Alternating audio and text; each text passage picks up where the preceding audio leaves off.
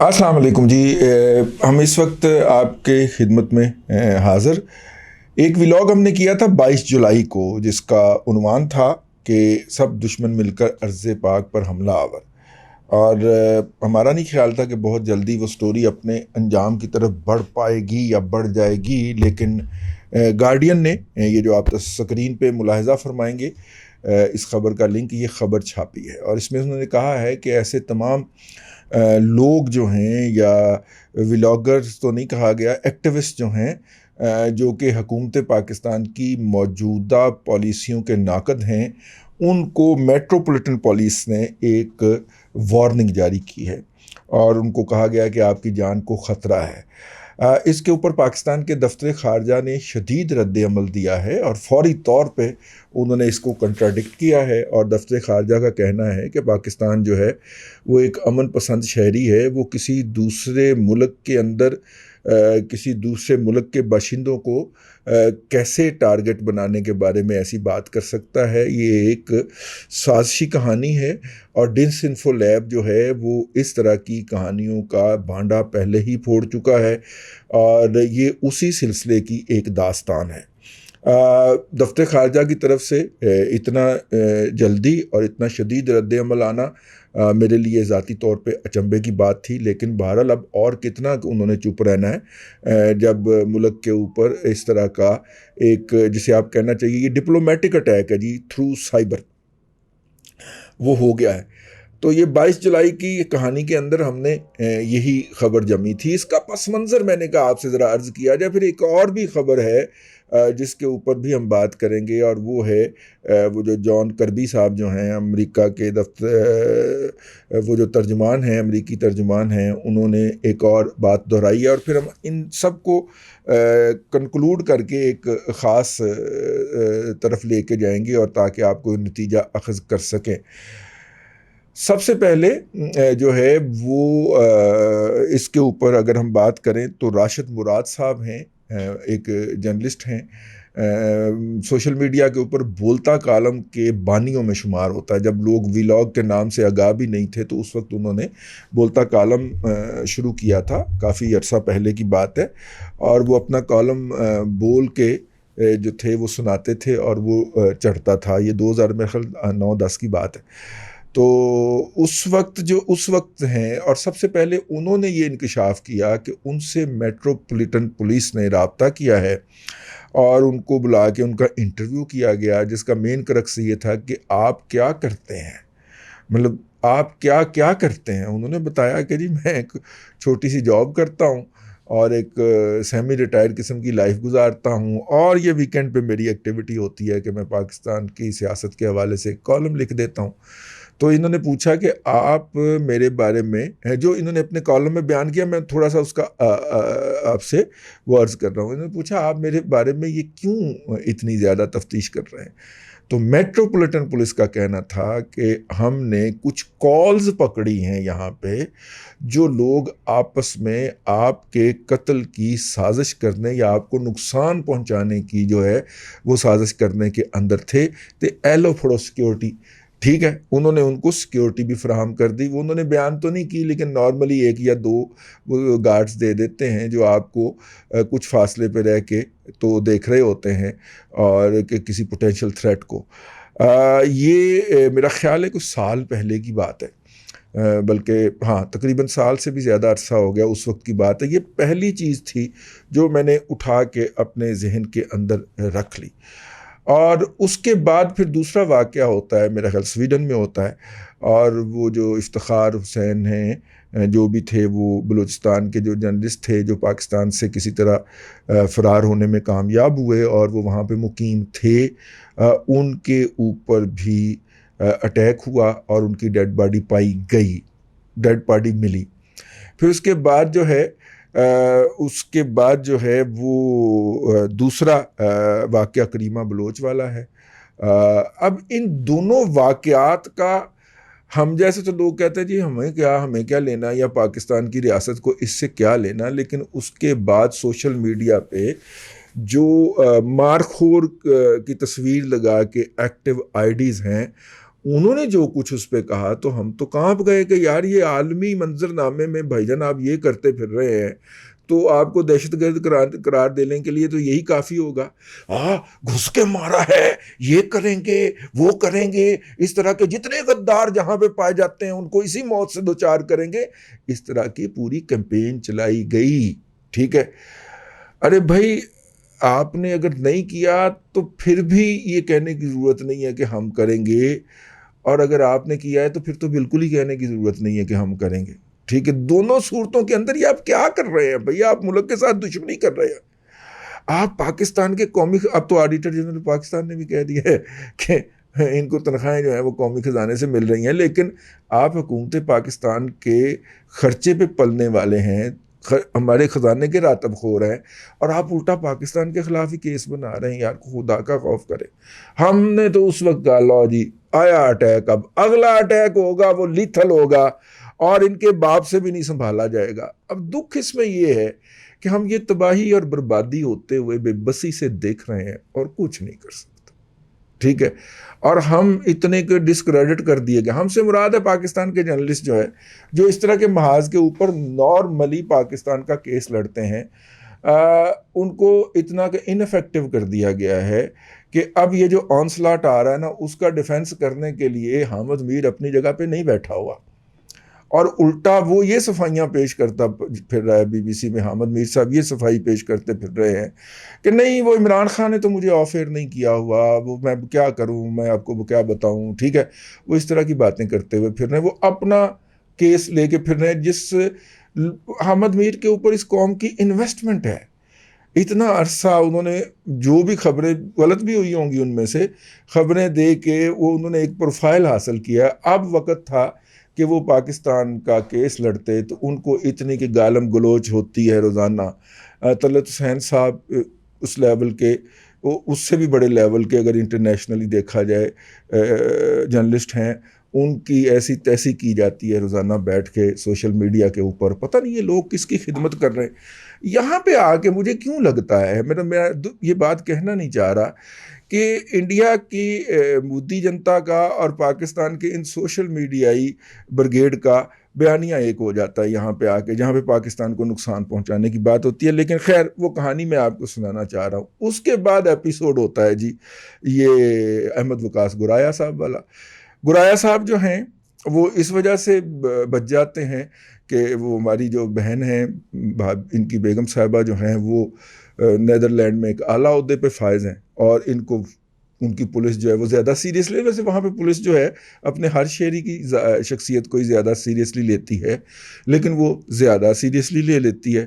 اور ان کو قتل کرنے کے لیے جو صاحب جو کہ گرفتار ہو چکے ہیں گوہر احمد خان صاحب، وہ برطانیہ سے بھجوائے جاتے ہیں، اور وہ نیدرلینڈ پولیس جو ہے وہ ان کی نگرانی شگرانی کر کے اور ان کو گھمانا پھرانا ہی ہوا نا. جب وہ گرایا صاحب کو ان کی رہائش گاہ سے ادھر ادھر کر دیتے ہیں تو اس گوہر خان کو تو گھمایا نا وہاں کی پولیس نے کہ اچھا، اور اس کو دیکھتے رہے کہ یہ کیا کرتا ہے. اور وہ جب واپس پہنچا تو واپس پہنچتے گرفتار ہوتا ہے، پھر وہ کچھ گھنٹوں کے لیے رہا ہوتا ہے. اگلے دن ان کی جو اینٹی ٹیررسٹ سیل ہے وہ گرفتار اس کو پکڑ کے تو وہاں پہ عدالت میں پیش کر دیتا ہے. عدالت میں سنا ہے کہ اس نے اعتراف کرنے کا بھی پورا ارادہ کر لیا ہے. اب یہ جو ہے یہ ایک اور کہانی ہے. اس کے بعد پھر گارڈین میں پہلی سٹوری چھپتی ہے 22 جولائی کو جس پہ ہم نے ولاگ کیا تھا، اور یہ اس کے بعد اب دوسری سٹوری، یہ تو بہت ہی خوفناک ہے. اس میں پاکستان کے 3 دفعہ وزیر اعظم رہنے والے جناب نواز شریف کو بھی وارننگ دے دی گئی ہے کہ بھائی جان آپ کی جان کو خطرہ ہے، یہ دیکھ لیجئے یہ کیسز ہو رہے ہیں. اچھا، میٹروپولیٹن پولیس جو ہے وہ جلدی کہیں کوئی سٹیٹمنٹ جاری نہیں کرتی. اس طرح کی سٹیٹمنٹ الطاف بھائی کے بارے میں کبھی نہیں آئی، اور ان کا جو سورس ہے، مطلب کہ ایروگنس تو بہت زیادہ ہے نا کہ واٹس ایپ کا سرور پڑا ہوا سری نگر کے اندر اور تمام کمیونیکیشن واٹس ایپ پہ ہو رہی ہے. آئے ہائے، اس کا مطلب ہے میرے سے خطرہ نہیں ہے، رضوان رضی سکنہ لاہور سے کوئی خطرہ نہیں ہے. ٹھیک ہے، رضوان رضی سکنہ لاہور سے خطرہ ہے. ٹھیک ہے، وہ جو سری نگر کنٹرول کر رہے ہیں یا قبضہ کر کے بیٹھے ہیں ان سے ان کو کوئی خطرہ نہیں ہے. یہ پتہ نہیں ہے کس کے خلاف جنگ لڑ رہے ہیں. 5ویں پشت کی دوگلی ابلاغی جنگ. رونا آتا ہے ایمان سے. یہ ملک تباہ و برباد کیا جا رہا ہے میری نظروں کے سامنے. تو میں یہ ماتم کہاں پہ جا کے کروں؟ اب وہاں پہ جو میٹروپولیٹن پولیس کہتی ہے وہ کہتی ہے کہ جناب ہم تو کمیونیکیشن ٹریپ کرتے ہیں ان کی. ٹھیک ہے، یعنی وہاں پہ بھی کمیونیکیشن کے اندر چونکہ ہم دھڑلے کے لوگ ہیں کسی کی ایسی تیسی ہمارے اوپر انگلی اٹھا سکے. بھائی جان یہ بدماشی انٹرنیشنلی نہیں چلتی. یہ یہاں پہ چل جاتی ہے، وہاں پہ نہیں چلتی سر. تو پھر وہ ٹریک کر لیتے ہیں، وہ ان کالز کو پکڑ لیتے ہیں اور پکڑ کے ڈی کوڈ کرتے ہیں. پھر ان کے ماہرین بیٹھے ہوئے اس کے اوپر ایک رائے لکھتے ہیں اور اس میں ان کو دیر لگ جاتی ہے، لیکن پھر وہ متعلقہ بندے کے پاس پہنچ جاتے ہیں اور وہ نواز شریف کے پاس پہنچے ہیں کہ جناب آپ کی جان کو بھی خطرہ ہے. تو اب یہ ایک کیس بن رہا ہے. شکر ہے بریگزٹ ہو چکا ہوا ہے اور برطانیہ جو ہے یورپین یونین سے باہر ہے، ورنہ یہ جو کیس وہاں کی پولیس نے اگر اپنے ہوم آفس کو سبمٹ کر دیا ہوا جو کہ انہوں نے کر دیا، تبھی تو نواز شریف کو کمیونیکیشن ہوئی ہے جان کو خطرے کی. یہ تو بہت پہلے ہو گئی تھی، اب پھر ریوائیو کیا انہوں نے کہ تھریٹ الرٹ جو ہے وہ انہوں نے اپ گریڈ کر دیا کہ آپ کی جان کو شدید خطرہ ہو گیا. ٹھیک ہے، آپ پہ حملہ ہو سکتا ہے، آپ پبلک پلیسز پہ مت جائیے. آپ جو ہوٹلوں کے اندر جا کے کافیاں پیتے پھر رہے ہیں اور اپنے دشمنوں کے سینوں پہ مونگ دلتے ہیں، وہ نہ دلیے. ٹھیک ہے. اب یہ ساری سچویشن یہاں تک کس نے پہنچائی ہے؟ بریگزٹ میں اگر برطانیہ یورپین یونین کا حصہ ہوتا تو یورپین یونین میں جو قرارداد پڑی ہوئی تھی وہ اور برطانیہ کا ہوم آفس، اوپائن ہمارا تو کوئی سروائیول ہی نہیں تھا. شکر ہے وہ احمقین جو ہیں وہ بریگزٹ کر کے باہر نکل گئے ہوئے ہیں یورپین یونین سے. لیکن دونوں تھریٹ اپنی اپنی جگہ کے اوپر یہ براہ راست پاکستان کے سفارتی محاذ کے اوپر ایک ایسا لیتھل اٹیک ہے کہ جو ہمارے دفتر خارجہ سے ہینڈل نہیں ہونا. اس کے لیے کوئی ایکسٹرا آرڈنری ویژن یا ایکسٹرا آرڈنری اس کا لیڈر چاہیے اور اوئے توئے والا نہیں چلے گا. ٹھیک ہے. اور میں نے برطانیہ کو دنیا میں میں نے متعارف کروایا، یہ بھی نہیں چلے گا. ٹھیک ہے. وہاں پہ سالڈ اقدامات کرنے پڑیں گے، لیکن دکھ ہے کہ وہ اس طرح کی کوئی سیریسنس نظر نہیں آتی. تیسرا اٹیک جو ہے، اب میں جس طرف آپ کو لے کے آنا چاہ رہا تھا، تیسرا اٹیک جو ہے وہ جو ہیں امریکہ کے میرا خیال ہے دفتر خارجہ کے ترجمان ہے کہ وائٹ ہاؤس کے ترجمان ہیں کربی صاحب جو ہیں. ٹھیک ہے. انہوں نے کہا ہے کہ جی ہم پاکستان کے اوپر دباؤ ڈال رہے ہیں کہ وہ افغانستان کی سرحد کے ساتھ جو موجود ہے مطلب کہ خفیہ پناہ گاہیں طالبان کی، ان کو ختم کرے. اب اس کے دو پہلو ہیں. یہ جتنا عرصہ امریکی یہاں پہ رہے ہیں 20 سال، ان کا صبح و شام یا ہفتے میں ایک آدھ مرتبہ وہ یہ والی بات دہرا دیا کرتے تھے اور ہم سمجھتے تھے کہ یار ایک روٹین کی بات ہے، ہم بھی ایک روٹین کی اس کے خلاف ایک سٹیٹمنٹ جاری کر دیا کرتے تھے. عام جب تک امریکی وہاں پہ تھے اور ایک چل رہا تھا کام، اس وقت تک تو یہ بات ٹھیک تھی.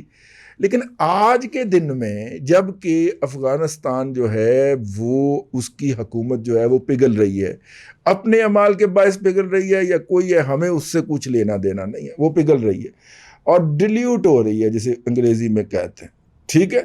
اور اس کے پس منظر میں یہ بیان آنا، اے بھائی نے بھی بندوق کر لی ہے تو این نے بھی بندوق کر لی ہے تو ایک کرو کی نے میرے نال.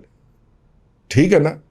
یہ کرنے کیا لگے ہیں میرے ساتھ؟ اسی سامنے والے نے بھی بندوق نکال لی ہے، اس سائڈ والے نے بھی نکال لی ہے، تو پریشان ہونا بنتا ہے نا. تو دونوں نے اپنی اپنی بندوقیں نکال لی.